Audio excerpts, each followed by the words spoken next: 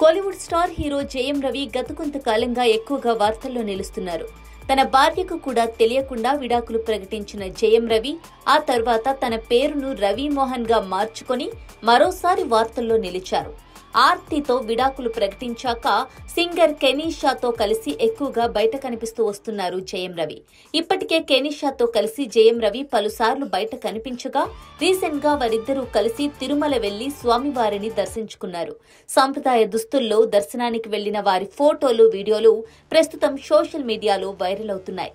ఆర్తితో విడాకుల వివాదం కొనసాగుతుండగానే కెనీషాతో కలిసి జయం రవి పదే పదే పబ్లిక్ లో కనిపించడం, పెళ్లిళ్లకు, పలు పార్టీలకు, గుడులకు కూడా కలిసి వెళుతుండటంతో ఇప్పుడు చర్చనీయాంశంగా మారుతోంది.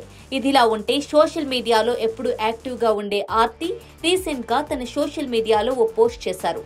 నువ్వు ఇతరులను మోసం చేయొచ్చు, నిన్ను నువ్వు మోసం చేసుకోవచ్చు, కానీ దేవుడిని మోసం చేయలేవంటూ ఇన్స్టా స్టోరీలో పోస్ట్ పెట్టడంతో ఈ పోస్ట్ జయం రవి కెనీషా తిరుమల టూర్ ను ఉద్దేశిస్తూ పెట్టిందే అని అందరూ భావిస్తున్నారు.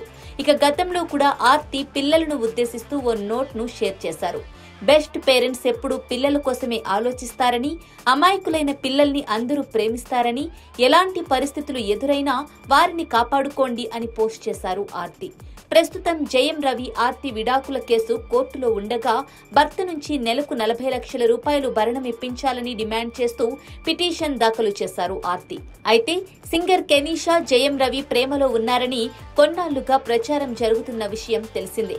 అసలు కెనీషా వల్లే తమ వైవాహిక జీవితంలో సమస్యలు వచ్చాయని, ఆమె రాకముందు తమ లైఫ్ చాలా బాగుందని ఆర్తి ఆరోపణలు చేశారు. కానీ రీసెంట్ గా తాను ఆర్తితో కలిసి ఉండలేనని జయం రవి కోర్టుకు వివరించగా ఆమె తన భర్త నుంచి భరణం కోరుతూ పిటిషన్ దాఖలు చేశారు.